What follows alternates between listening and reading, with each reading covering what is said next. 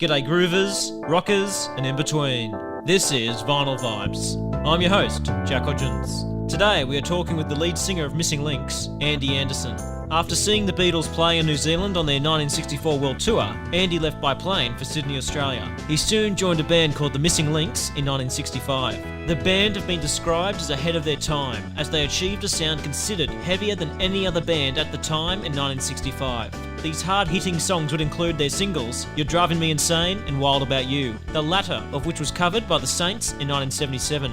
After releasing an album and an EP, the Missing Links broke up in 1966. Andy would stay in music for some years, before undertaking an acting career. Today, he is back to recording and singing, having released his latest record, Andersongs, in 2017. G'day Andy, and welcome to Vinyl Vibes. Good morning there. How you doing, Jack? Oh, very well, very well. And look, I just wanted to start off at the beginning, Andy. You're born in 1947 in New Zealand. Do you remember much about your childhood?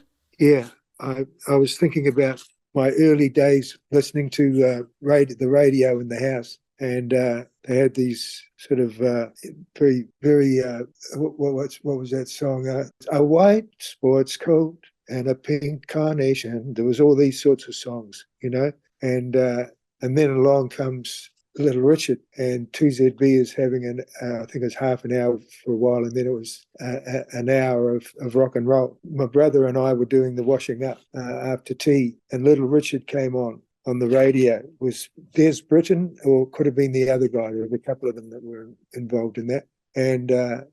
And Little Richard came, I can't believe you want to leave. And I was doing the washing, and I turned around and reached out for the radio to turn the radio up, and I had wet hands, and the plastic thing on the radio had gone, so it was metal, and I grabbed that, and it got shot straight across the room. Oh wow! And it was like it was electric shock. Probably very lucky to survive. But it was that feeling of rock and roll that I was after, and I could hear it in Little Richard. I could hear the opposite to the twee sort of stuff that I was hearing in my early, Crying in the Rain. Johnny, he was a white fella, but it was Louis Armstrong and Ray Charles were the two that I really, and I liked some of the bands that were coming out, and I really loved the Elvis Presley, and I wanted to be part of this rock and roll. I didn't know how I was going to do it, but I started listening to. When I first heard Louis Armstrong, something inside me just went, "What is this? I've never heard this before." And it was my dad used to sing some of Mills Brothers and Louis Armstrong and various. He had a good sense of music. He could play harmonica, but he was a barber, and so therefore it was hard to grow long hair with a father who's a barber. And I was trying to get into rock and roll, and some of the bands that were coming out were really good, and I wanted to be part of this music. And I tried guitar. My brother played guitar in a band, and I tried to play guitar, and you got to learn all these chords. And no, I don't want to do that. So I'll try bass. And it's a very clunky thing, and you got to learn chords. And I went drums, because I like the drums in a lot of things. And that's how mine started. And I went to the youth clubs that they had in that day, and a lot of people were there and doing the good music, and I wanted straight into there, so I started playing in a band, playing drums. I started with being a drummer, and then I realized I've got to carry the gear. So it was all very selfish, It was all, and I felt part of a natural drummer, and Dad was, he said, get a trade behind you, then do your music. It's great, but get a trade first. And he'd been through the war, and and it was just after the war, and he was back home, and he didn't trust me. He didn't think I could do it, but I played in a couple of bands. The Corvairs was one that I was in Wellington.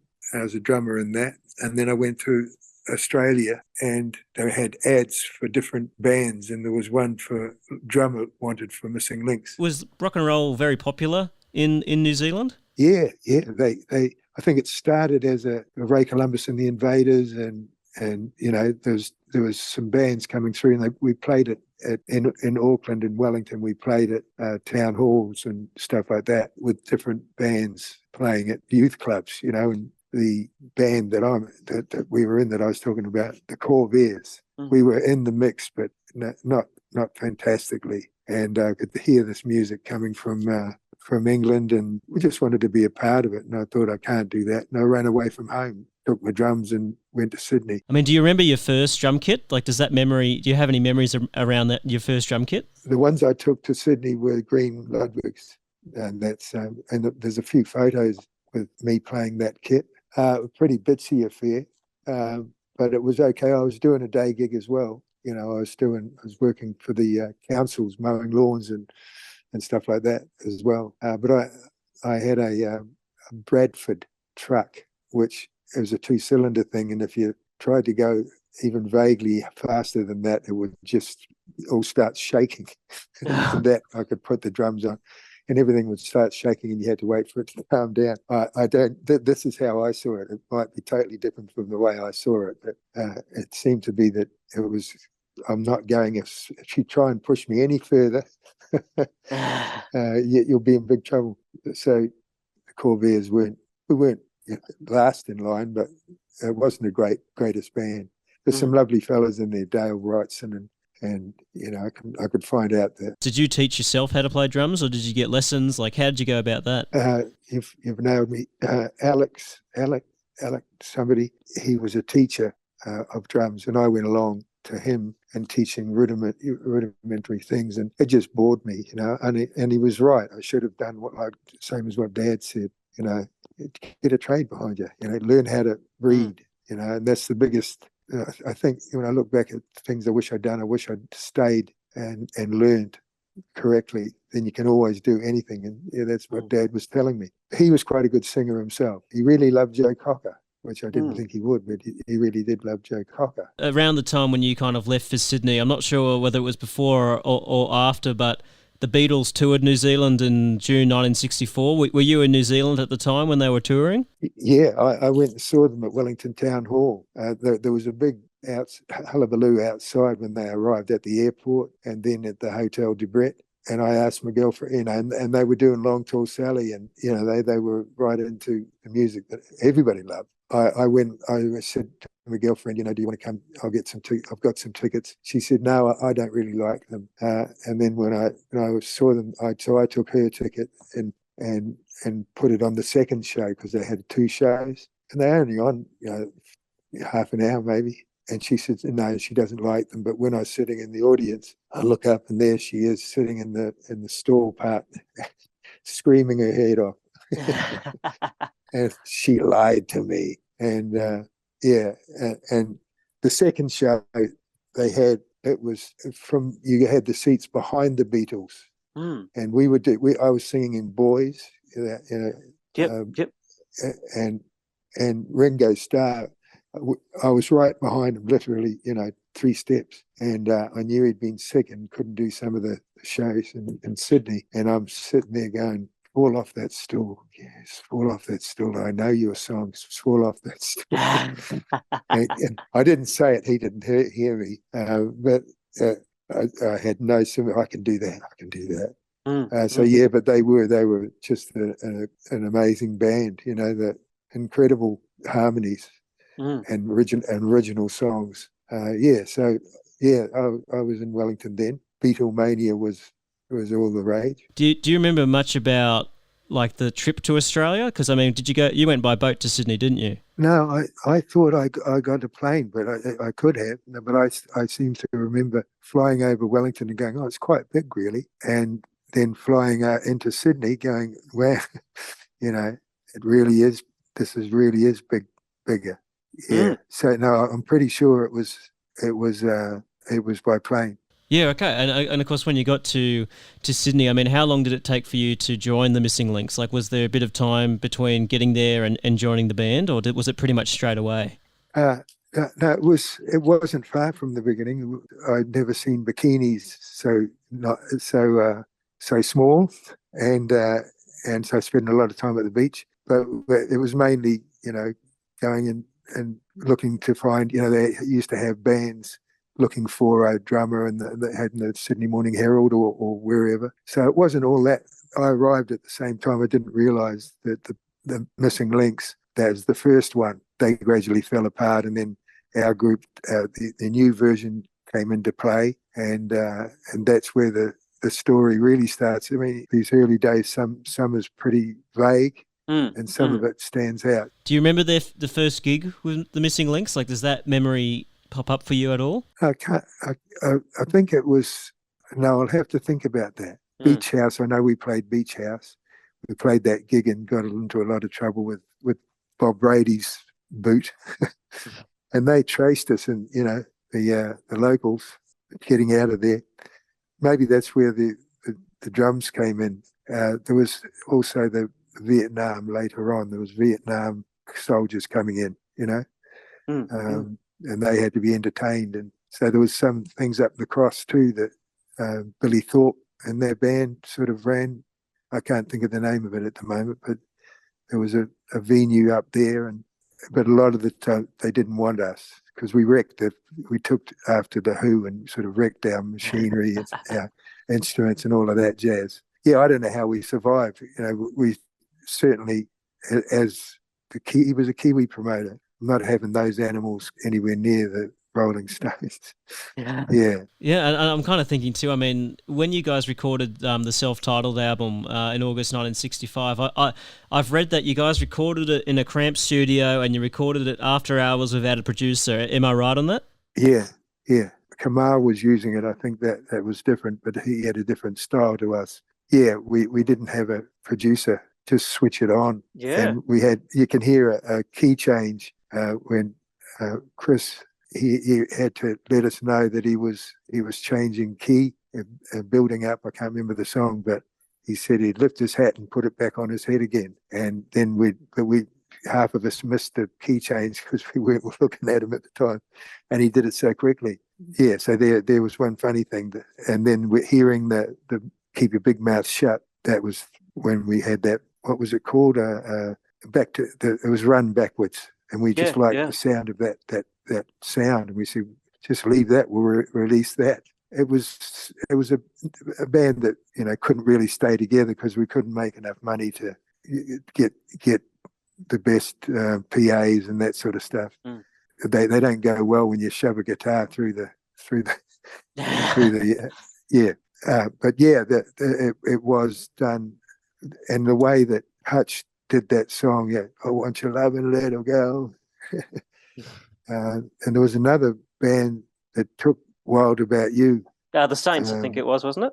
The Saints, yeah. We never saw any money from that. Well, I never saw any money from that. But I get it paid now. But yeah, I couldn't believe I was stupid enough not to put, I didn't know anything about. Yeah. Anyway. The first single, You're Driving Me Insane, was it just live in the studio with no overdubs, or how did you go about that? No, it was all live. As far as I can remember, it was all live. Yeah, it was, we had splits between the rhythm section and the lead. Do you recall how many tracks you had on the tape machine, that you guys were using? No, I don't. Okay. No, I'm sorry about that.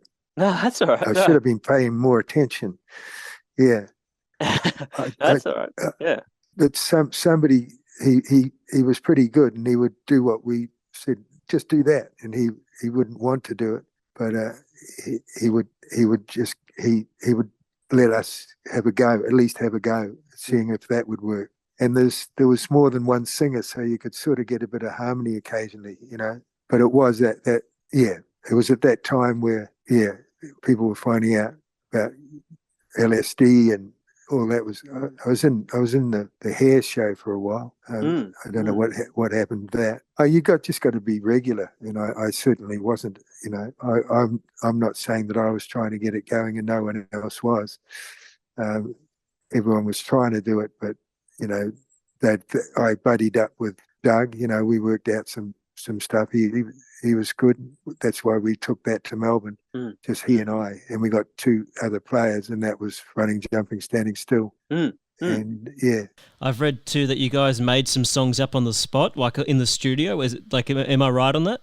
Yeah, that was the one that the drummer, he came in and he sang it. He down, down. And I was on congas, I think, at the time.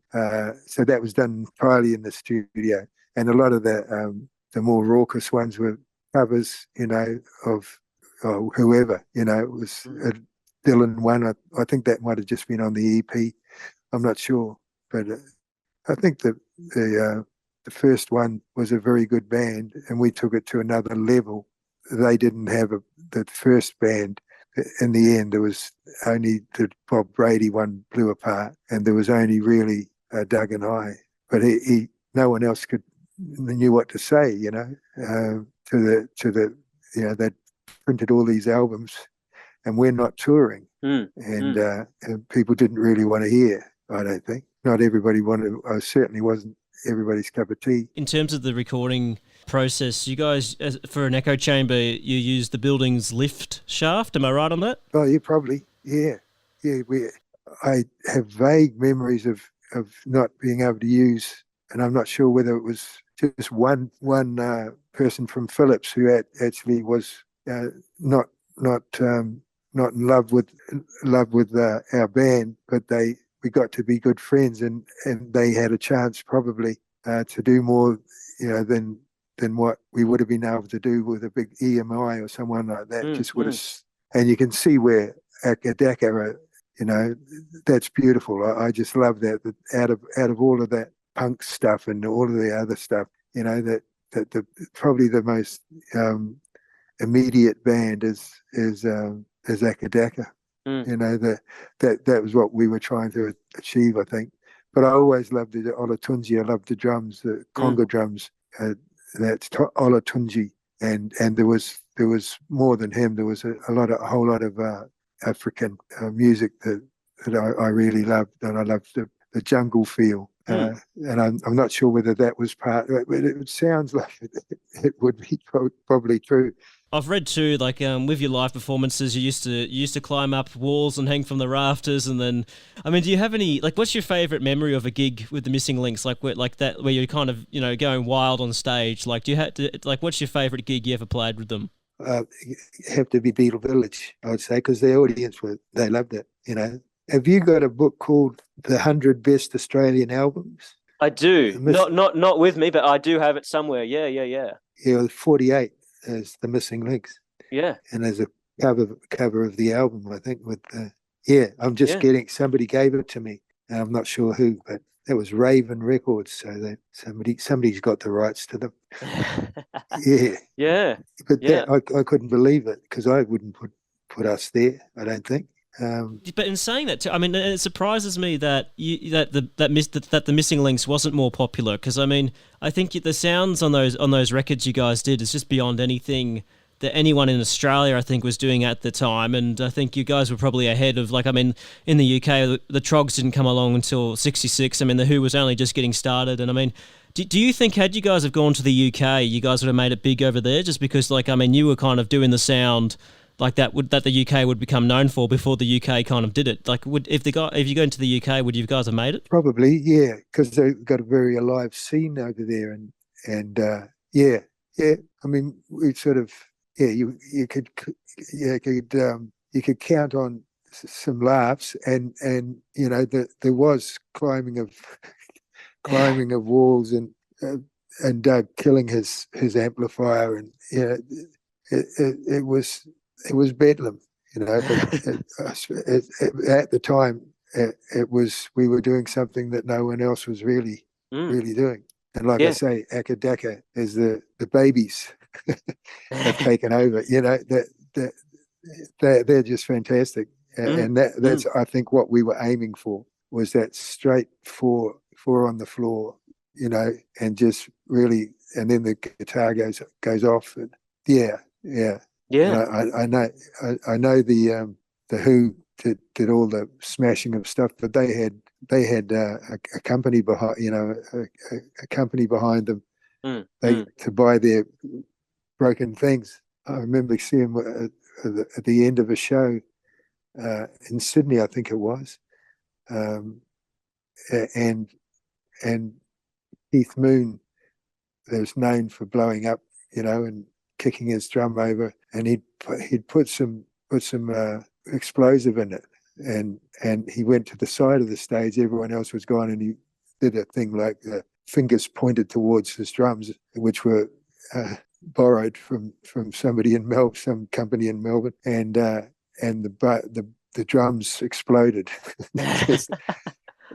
And then he walked off, and I remember seeing that, and I said, "Oh, we used to do that, that sort of thing."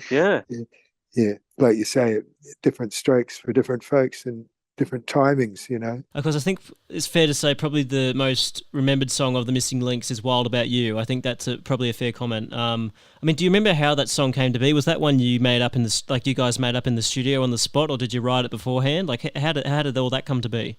I think that's Doug. I was going to gauge the tune, and I'm pretty sure it'd be Doug or Chris would be able to do the chords for me. No, I was playing guitar. No, that's mine, that one. Yeah, someone's done a thing about they wanted to put it with some film. They got in touch, and Half a Cow, that they came in and said, that belongs to Andy. Yeah, and they have to pay me for using the song. Yep. Yeah.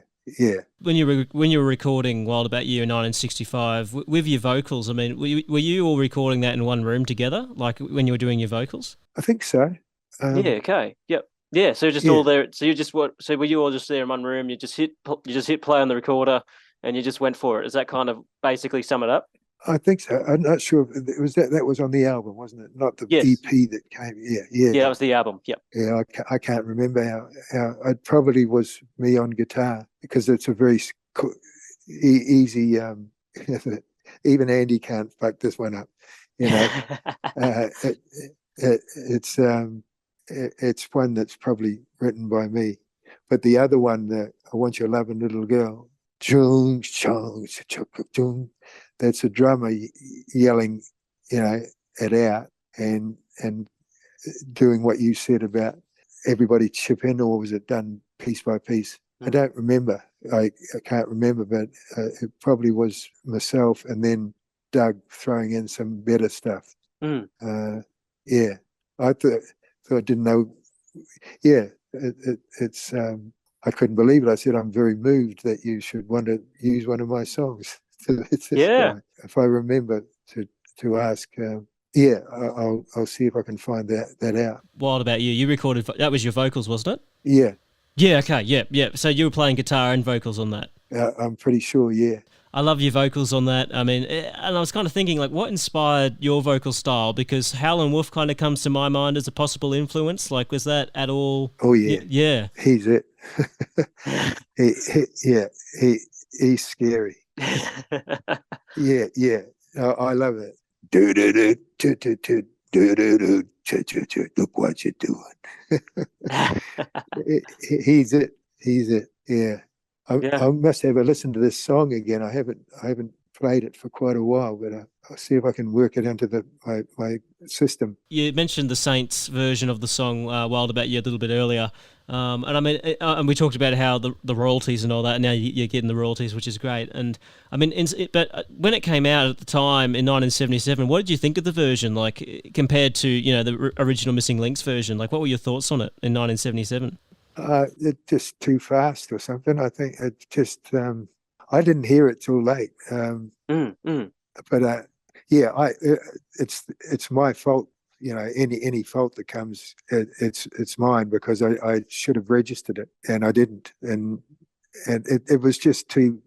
I didn't like the version. Yeah, tough luck, tough luck, Andy. Don't leave him out there hanging out to dry. Yeah. The band were, I think, such an important band for Australian music, and I had a look at some of the chartings from I think it was one of the radio stations that did like the top 40 back in the day, 2UE maybe, something like that. I can't remember which one, but I was trying to find if you guys charted like at all. I mean, do you recall any of the songs of the Missing Links charting in the top 40 like at all? No. Okay. No. Or it didn't get any money. I don't think. Yeah, right. I was just mainly because that album went wild, didn't it? I mean that the Saints were good on them, you know. But I found it too fast. Yeah, that's all I had to say really with that. Johnny O'Keefe did banned you guys from being on his show Sing Sing Sing. I mean, why do you think he didn't like you guys? Just look at the stuff that he likes. We're miles apart. Yeah. I probably wouldn't like what he's got. Though, like I say, that the early days were Ray Charles, you know, Louis Armstrong. I couldn't believe my ears when I heard Louis Armstrong. Just went, that's so beautiful. You know? Yeah. And I went and saw him at Wellington Town Hall. He just magical. He said, I just flew in today. You know, we just flew in today. My arms are still sore or something. Yeah. It got a laugh in the theatre. The Everly Brothers were influenced too, those beautiful harmonies. Probably one of the most innovative songs you guys did, if not the most innovative songs, is HR2M Tuss, the Bo Diddley one, the version of the Bo Diddley song. What gave you the idea, like you guys, the idea to reverse the tape and release it like that? We'd run out of songs, I'd say. Yeah, we just like the sound. I think that was primarily how we, because he wasn't a man from Phillips in that way, you know. I can't even remember what his name was.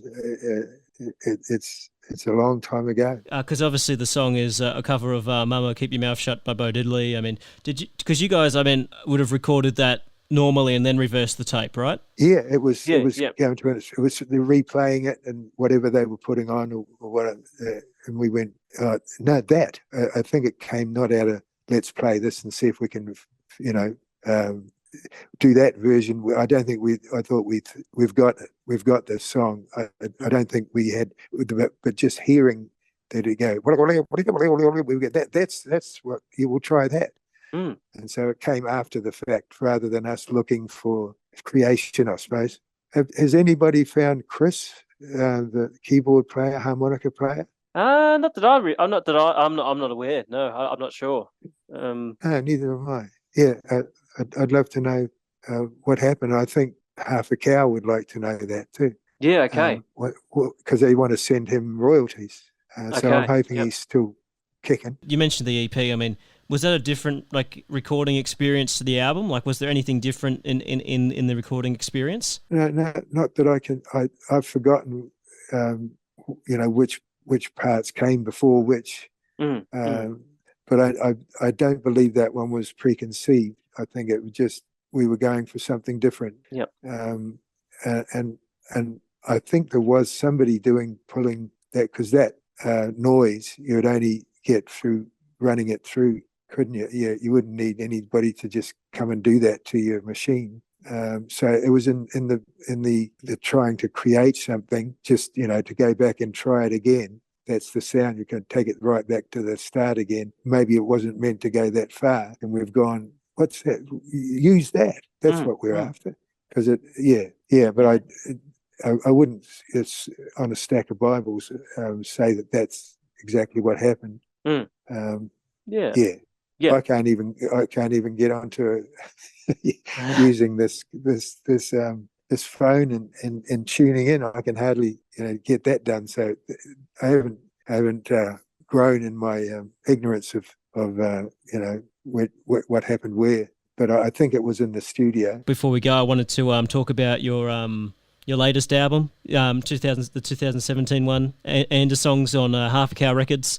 I mean, what was it like getting that record out? Like, yeah, take me through that process and getting your latest album out. Well, I knew I couldn't do. I started putting it down. I started putting them down in the States. I'd gone over to the States, and there's a couple of songs there that I wrote there, and we were coming back from Australia, and I said I want to finish this album, and so Stomach had really good rates, and I had a good bunch of musos that are on all of those, army musos, and went to the Stomach and ended up with that album. The other one, the first one, that was done in Sydney, so only the Black Album, the Andersongs, was done with a really good, caring not producer, but getting us, because when it's brand new, no one knows exactly where it's going, and they've only got my magic guitar playing, that I don't know enough feels, and I was getting from drumming age, and the band picked it up really quickly, and they were really good. I fell on my good luck with that being able to be recorded, and then I asked if we could put both albums on, and release them both together. But then some more has come through now, so I might be tempted to go in and especially do the war one, the anti-war one. Yeah. It might be online. I'll try and find it for you. It's just me with guitar. Yeah. Okay. Yeah. If you go Nature of the Beast, Facebook, I could have put it on, or online. I'm not sure. It's pretty dangerous for me to do that. I didn't learn my lesson from the Saints. Yeah. Yeah. But it is how I'm feeling. When I look at very, very suspect people that are leading the countries.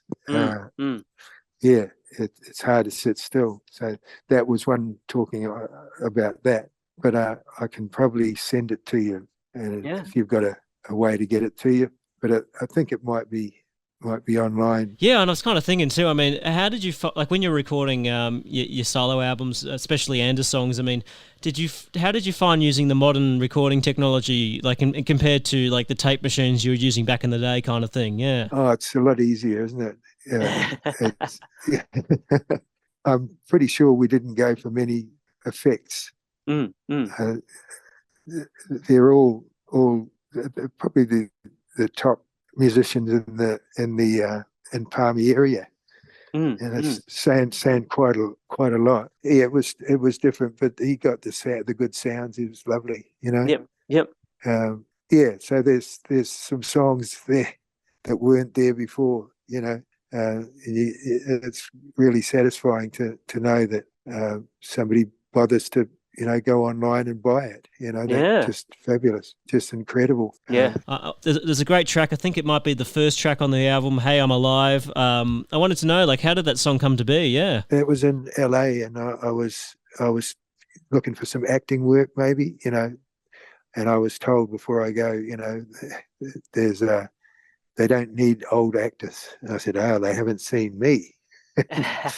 And so I was over there, and I loved it. I loved being part of that. But she was right. The agent was right. But I was so grateful to be alive. What's next for you? I mean, you mentioned you had that anti-war song you wanted to record. Like, will we see another album anytime soon? Like, what's next for you? Well, I just keep writing them. That one I really enjoy. I don't know. I haven't got any plans for an album, but maybe an EP. I don't know. I've got to start writing. I feel like I could maybe have something to say, and give it a go. I want to thank you for making the time today, Andy. It's been great talking to you about your time in music, and just thank you so much for making the time. Oh no, that's good to talk about me. That was lead singer of the Missing Links, Andy Anderson. To check out Andy's recent music work, head to halfacow.com.au. Remember to share this episode of other music fans, and if you really enjoyed this edition, let us know. Thank you for tuning in to this edition of Vinyl Vibes, and to all you music lovers out there, stay groovy.